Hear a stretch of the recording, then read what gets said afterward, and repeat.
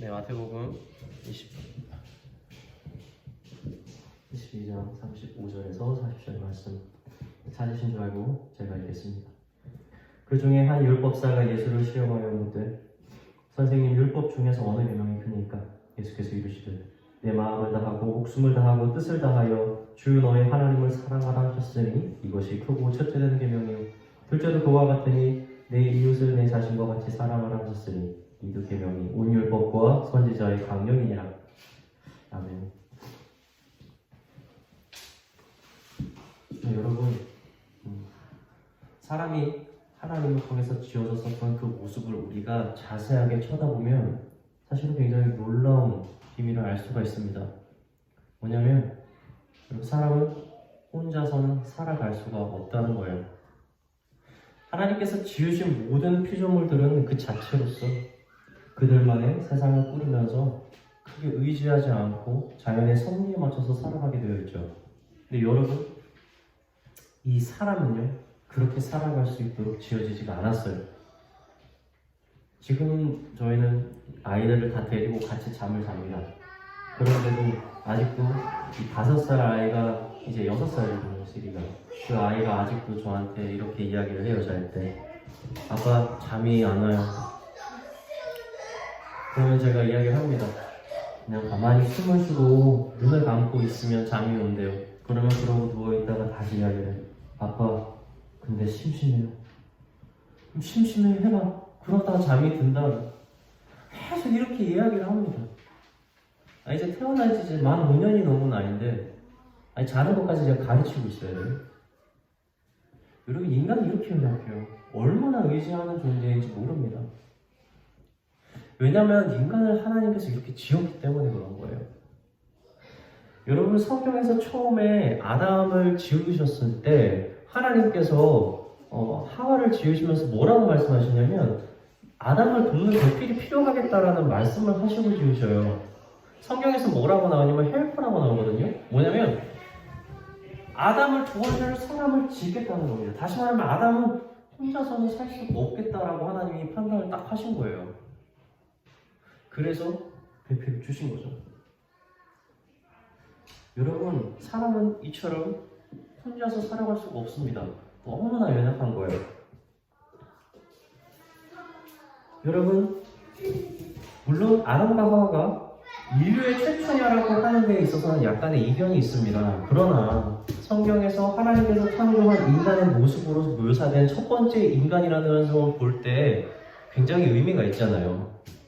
그런데 여러분, 아담과 하와라고 하는 관계가 인간과 인간의 관계에서 처음에 시작이었잖아요. 근데 여러분, 그 관계가 뭐냐면 사실은 가정을 이야기를 해주는 겁니다. 가정을요. 그 부부가 무엇을 얘기한다고요? 가정이요. 한 가정이 어떻게 살아가는지, 어떻게 이어지는지, 여러분, 그 시작을 사실은 사람이 처음 태어났을 때 하나님은 만들어 냈다는 거죠. 여러분, 그래서 우리가 지금 살고 있는, 우리가 지내고 있는 우리의 가정은요, 사실은 굉장히 중요한 위치에 있어요. 무엇이냐면 하나님의 창조 섭리와 굉장히 밀접한 관련이 있다는 거죠. 여러분, 부부가 한 몸이 된다는 하나님의 말씀이 얼마나 놀라운 건지 모릅니다. 다시 말하면 남편이 아내에게 무엇을 요구를 하는 것은 아내가 남편에게 요구하는 것과 다르지 않다는 거죠. 부부가 둘이서 뗄 수가 없는 한 몸이라고 하는 거죠. 누가 더 잘났고 누가 더 못났고라고 하는 것이 성립이 되질 않아요. 둘은 한 몸이기 때문에 그래요. 누가 더 일을 많이 했고 누가 더 일을 덜 했고라고 하는 것은 여러분, 부부 사이에서는 합리적이지가 않습니다. 이미 둘이서 한 몸이기 때문에 둘이서 한 것이 동일한 것으로 가는 거예요. 여러분, 이것이 하나님이 준 가정의 비밀의 첫 번째 단계입니다. 여러분, 하나님께서 그러한 창조 섭리를 집어넣은 것이 가정이고, 그리고 분명히 성경에서 남녀가 만나는 것을 하나님께서 정하셨다고 말했다면, 여러분, 하나님은 분명히 우리에게 굉장히 높은 기대치를 가질 수밖에 없습니다. 어디에서? 바로 이 가정생활에서 말이에요. 여러분, 그런데 우리는 이러한 원리를 가끔씩 까먹어요. 왜죠? 집에 가서 잘 안 하는 거죠.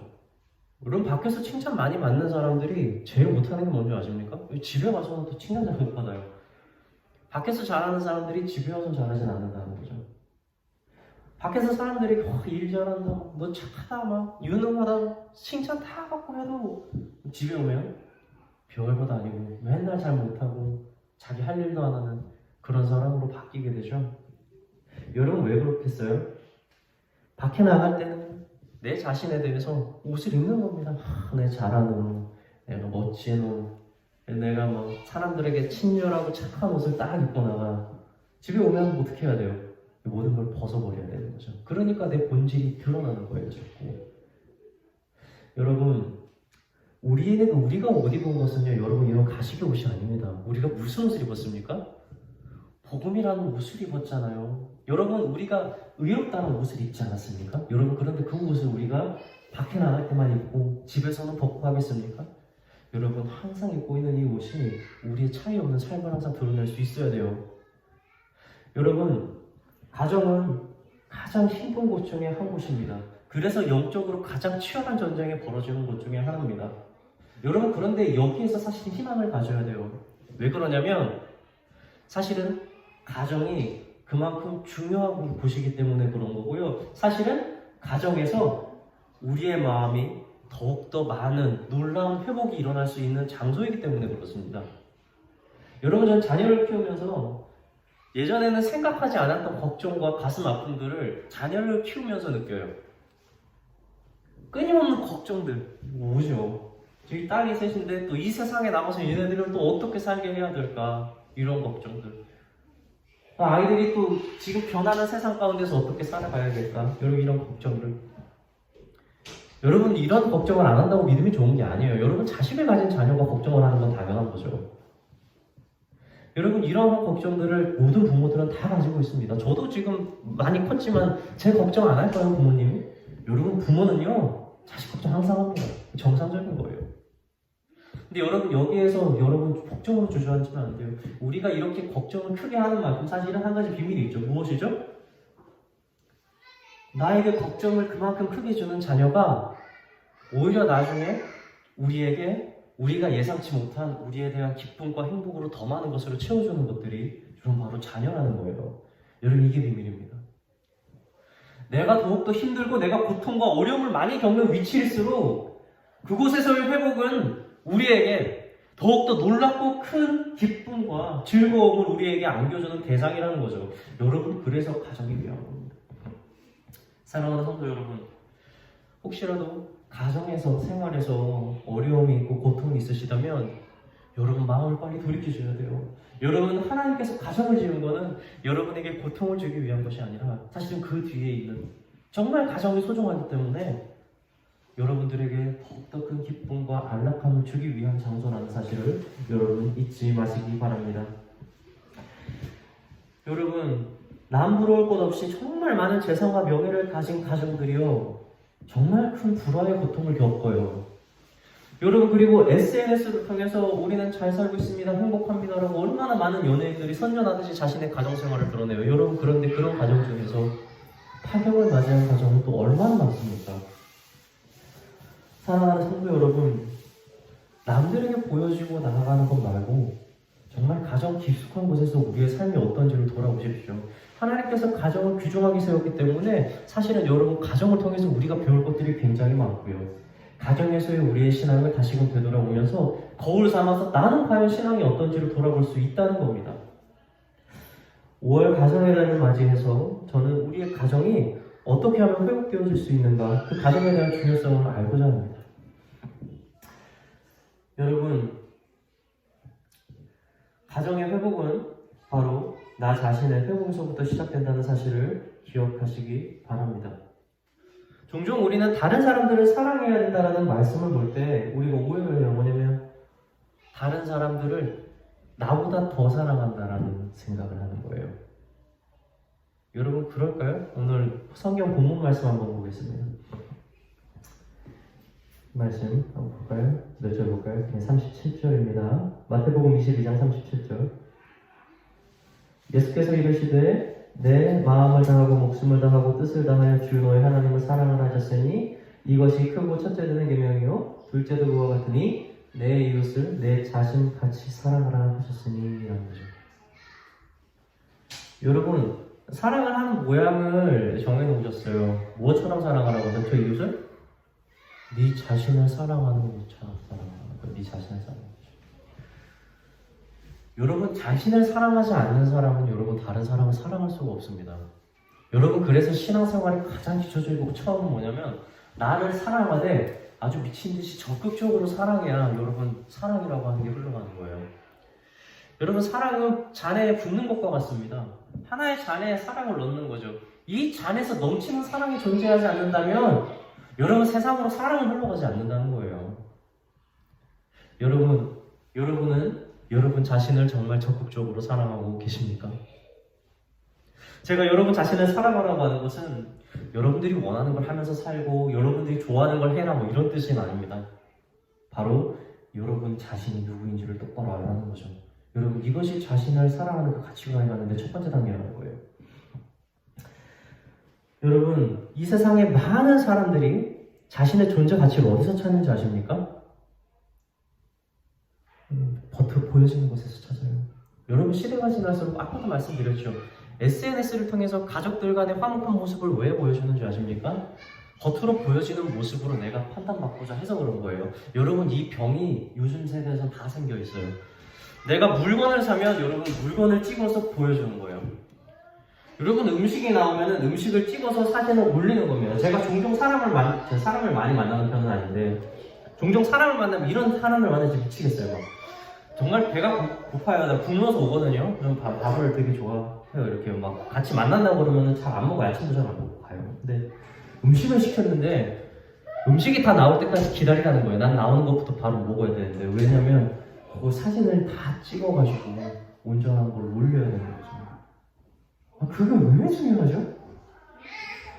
여러분, 우리는 자세히 생각해보면 되게 비정상적인 곳으로 가요. 뭐냐면 내가 만족하는 것이 아니라 뭐죠? 다른 사람이 나의 삶을 보면서 어떻게 판단하는지를 핵심으로 보면서 살아가는 거예요. 여러분, 여행을 가면 눈으로 보고 마음으로 남아야 되는데 사진을 찍기 바쁘죠. 왜 그렇습니까? 여러분, 우리의 사회가 점점 이렇게 바뀌어가고 있는 거예요. 내가 보여주는 것, 물질이 얼마나 중요한지. 여러분, 물질주의 사회로 우리의 사회가 계속해서 젖어들어가고 있다는 겁니다. 그래서 사람들이 자신의 가치를 어디서 찾죠? 물질에서 찾아요. 내가 가지고 있는 게 뭔지, 내가 한 달에 얼마 쓸 수 있는지, 내가 타고 다니는 자동차는 뭔지, 내가 가지고 있는 재산은 얼마인지, 집은 몇 채가 있는지, 내가 사는 데는 어딘지. 여러분, 이거를 은근히 보여주면서 그걸 자신의 가치관으로 삼는 어리석은 사회가 되고 있다는 사실입니다. 여러분, 그런데 그거 아세요? 이렇게 사는 사람들 모두가 사실은 정말 마음에 빚을 지고 있다는 사실 말이에요. 예전에 멜로가 체질이라는 드라마를 제가 봤거든요. 거기에서 이제 여자 주인공이 이제 작가인데 맨날 가난하게 살다가 이제 글이 대박이 나가지고 돈을 조금 번 거예요. 그래서 자기 동생을 데리고 가서 신발을 딱 사줍니다. 근데 이 동생이 자기 언니한테 그래요. 막 그 동생은 막 시험 준비하고 공무원 시험 준비하고 있던 친구였거든요. 돈이 너무 없잖아요. 근데 언니가 신발을 사주니까 나는 언제 언니처럼 돼서 돈을 벌어가지고 이렇게 뭘 살 수 있는 여유가 생길까. 근데 그 언니가 이렇게 얘기해요. 야, 너 돈 벌 수 있을 거야. 너가 돈을 가지고 있을 거라고 생각하는데 그거 오해라고. 사람은 죽을 때까지 돈을 가지고 있지 않는다고 그래요. 그래서 설명을 해줘요, 동생한테. 너가 돈을 처음에 벌면 처음에 네가 사고 싶은 걸 사지만 조금 지나면 그걸 가지고 나중에 결혼 준비를 하는데 돈을 모아요. 결혼하는데 쓰게 될 돈인 거죠. 결혼을 하고 나면 자기가 모은 돈이 있을 것 같은데 사회에서 그렇게 돈을 많이 벌어도 그걸 가지고 결국에는 집을 사는데 모아야 돼. 그게 한 10년, 20년 걸릴 거예요. 그래서 또 빚을 내고 살아요. 이렇게 빚을 내고 집을 내면 이제 사면 될 것 같은데 그럼 또 자식이 태어나서 또 자식 먹고 살리다 보면 내 통장에 돈이 없어요. 그렇게 자식을 또 결혼시키고 그렇게 더 고생을 하다 보면 너의 통장엔 항상 영원히 찍혀있다는 말이에요. 정말 명언이에요. 여러분, 우리는 돈을 벌면서 사는 것 같지만 사실은 우리의 마음이 항상 세상에 빚을 지고 살아간다는 거죠. 여러분, 사람의 마음이 이렇게 끝이 없어요. 여러분, 그리고 더 놀라운 사실 알려드릴까요? 여러분, 이 세상에서 가장 빚을 많이 짓는 사람들이 누군지 아십니까? 부자들이에요. 게다가 부자들은 은행에서 빚도 더 많이 내줘요. 여러분, 부자 중에서 돈을 모으고 사는 사람들 별로 없습니다. 이 사람들은 돈을 모으면 다시 그 돈 가지고 어디 부동산을 사서 투기를 하는데 그 부동산도 자기가 살 수 없는 돈으로 삽니다. 더 빚을 내죠. 여러분, 이 사람들 그래도 나중에 오르잖아요. 목사님 또 팔잖아요. 여러분, 이 사람들이 팔면 그 돈 가지고 있을 것 같으세요? 여러분, 그러면 더 큰 건물도 사서 가요. 여러분, 그럴 것도 없습니다. 맨날 빚 내고 사는 거예요. 빚 내고. 근데 자기는 돈을 번다고 생각하죠. 굉장히 오는 거예요. 여러분, 사람에게 주어진 24시간, 여러분, 사람이 먹는 삼시세끼, 사람이 편하게 누워서 자는 집, 자동차, 여러분이 본질을 빼고 나서 남는 돈들이 굳이 그 사람에게 어떤 의미가 있을까요? 생각해보세요. 오히려 그 사람을 돈으로 묶어서 돈만 생각하도록 이 사람을 이끌어가는 거예요. 여러분, 이런 인생이 여러분 진짜 부럽습니까?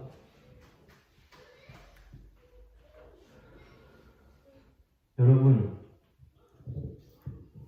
세상에 많은 사람들은 자기가 가지고 있는 돈이 아닌 자기의 가치를 결정한다고 생각을 해요. 그리고 많은 어리석은 사람들이 이를 쫓아가죠. 여러분, 이런 세상의 금리에 휩쓸리지 마시길 주님의 이름으로 축원합니다. 여러분, 존경하는 설교가인 존 웨슬리는요, 자기가 한 달 동안 딱 30파운드를 벌어요. 죄송합니다. 1년 동안, 그 당시엔 워낙 옛날이니까요, 약 44,000원 정도가 되는 이 30파운드를 1년 동안 설교를 해서 봅니다. 근데 이 존 웨슬리가 계산을 해요. 내가 먹고 살려고 다 때우니까 28파운드가 내가 필요하구나. 그래서 남는 2파운드를 불쌍한 사람들을 돕습니다.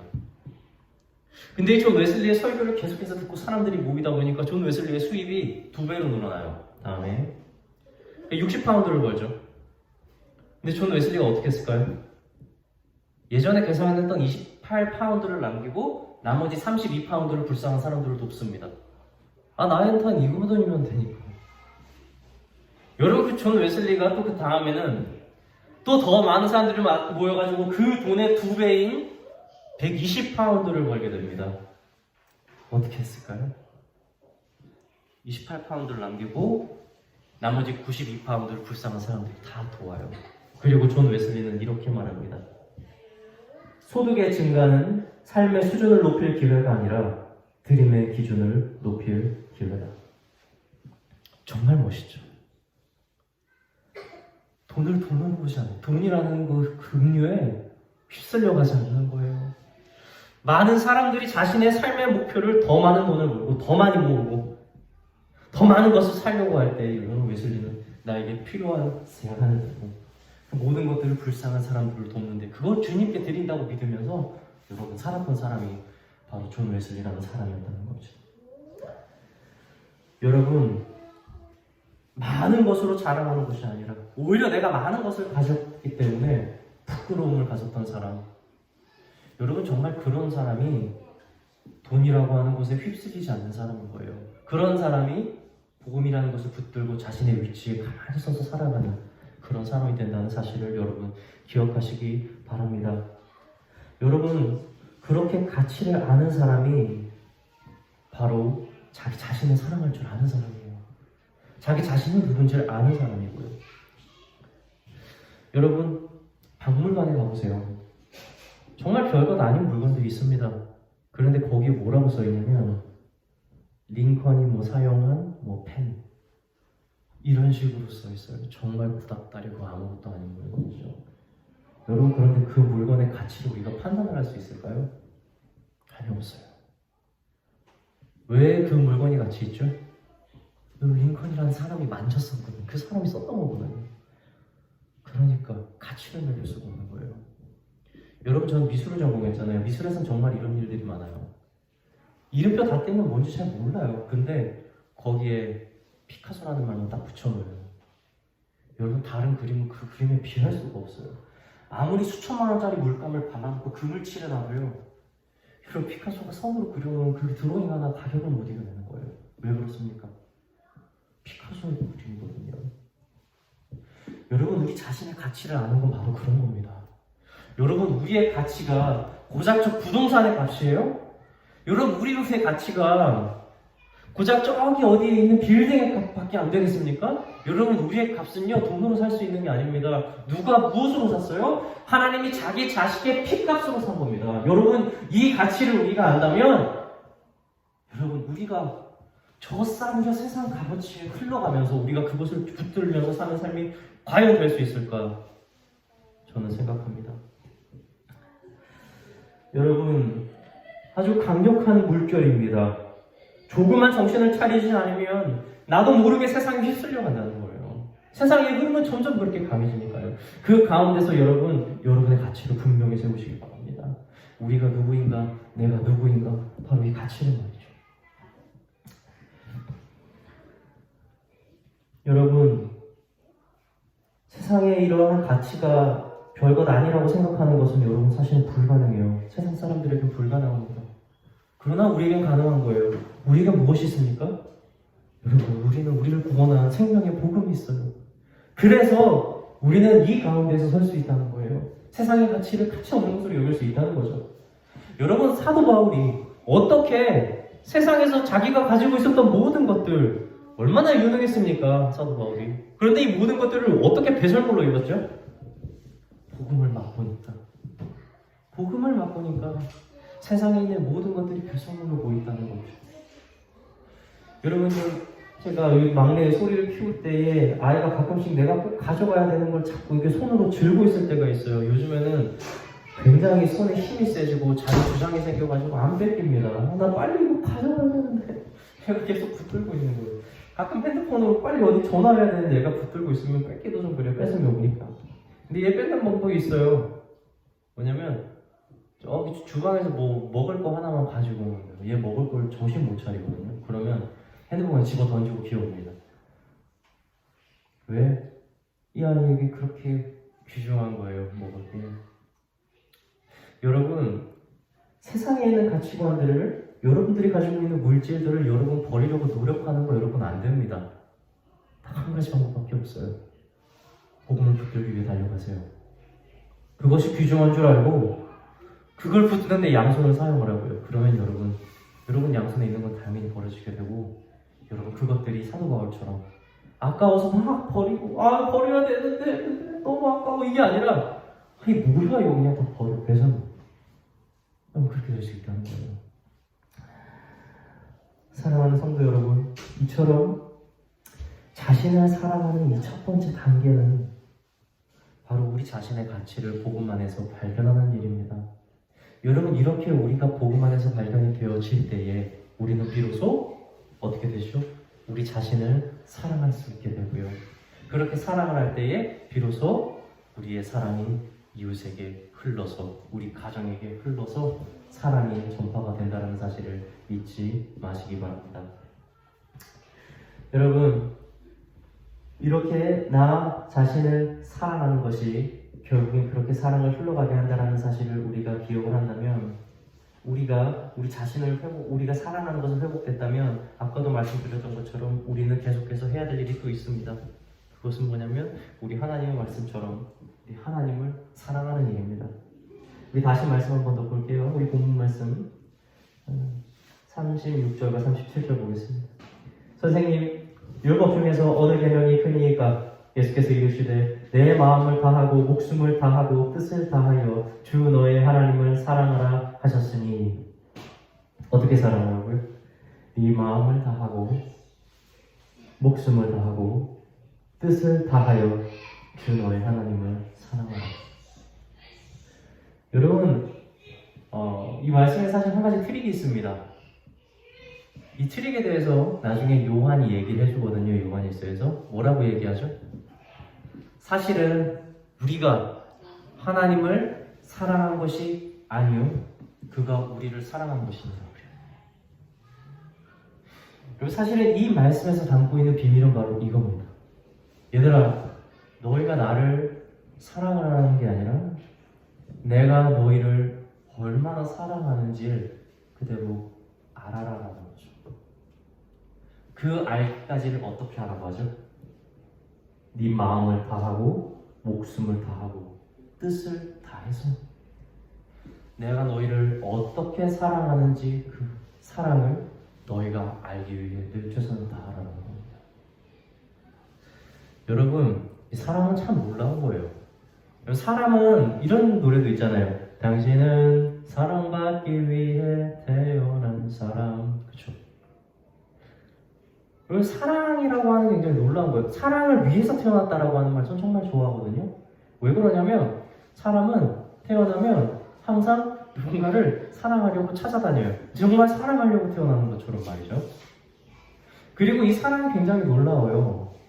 내가 누군가를 사랑하면 아무리 내가 막 소극적이고 아무리 내가 좀 보수적이어도 마음이 깊숙한 곳에 바람이 생깁니다. 무슨 바람이냐면 내가 이 사람을 사랑하는 걸 이 사람이 알아줬으면 좋겠다라는 그 바람이 우리 가운데서 계속 일어나는 거죠. 여러분, 아무도 사랑하지 않을 때랑 비록 내가 누군가를 사랑하지만 이 사람이 나에 대해서 사랑에 대한 반응이 없다 할지라도 여러분, 우리는 어떤 삶을 선택할까요? 비록 나 혼자 사랑하는 게 비참하다 할지라도 오히려 내가 누군가를 사랑하는 그 사람이 훨씬 더 가치 있다고 여깁니다. 여러분, 사랑은 그래요. 왜 그래요? 진짜 사랑을 위해서 태어나서 그런 겁니다. 하나님이 인간을 왜 지었겠어요?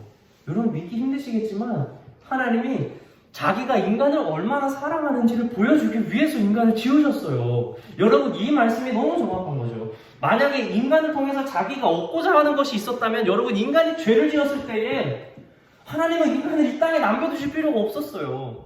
자기가 원하는 걸 얻지 못했잖아요.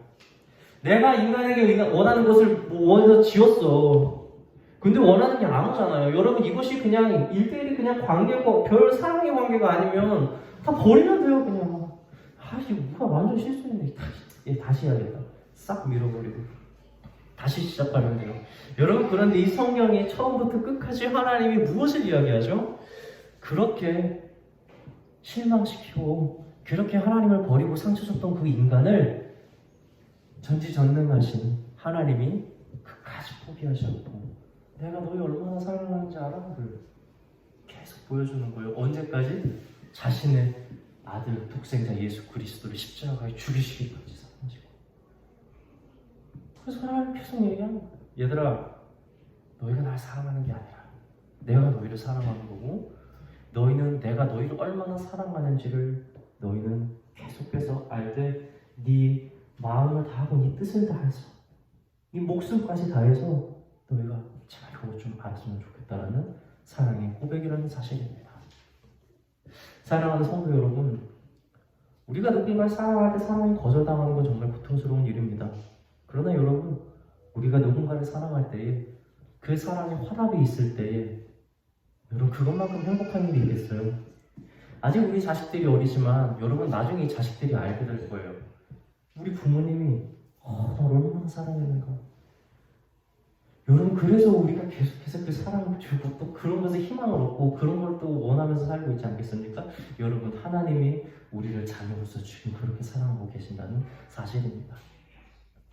사랑하는 성도 여러분, 가정의 달을 맞이해서 가정에서 무엇을 해라라는 말을 또 전 참 하고 싶었어요. 그러나 여러분, 사랑이라고 하는 것이 무엇을 하는 데 있습니까? 그 마음의 중심을 깨닫는 데 있지 않겠어요? 여러분, 우리 자신을 다시금 돌아보는 시간을 가집시다. 가정에 돌아가서 가정의 달이니까 열심히 해보자라는 여러분 새로운 옷을 입으라는 말씀이 아니에요. 여러분들이 지금 하나님에게 어떠한 사랑을 입고 있는지 다시금 발견하고 여러분 다시금 그것을 되뇌이고 그분의 사랑을 깨닫기 위해서 여러분 마음과 목숨을 다하는 그러한 성도 여러분이 되시길 주님의 이름으로 축원합니다.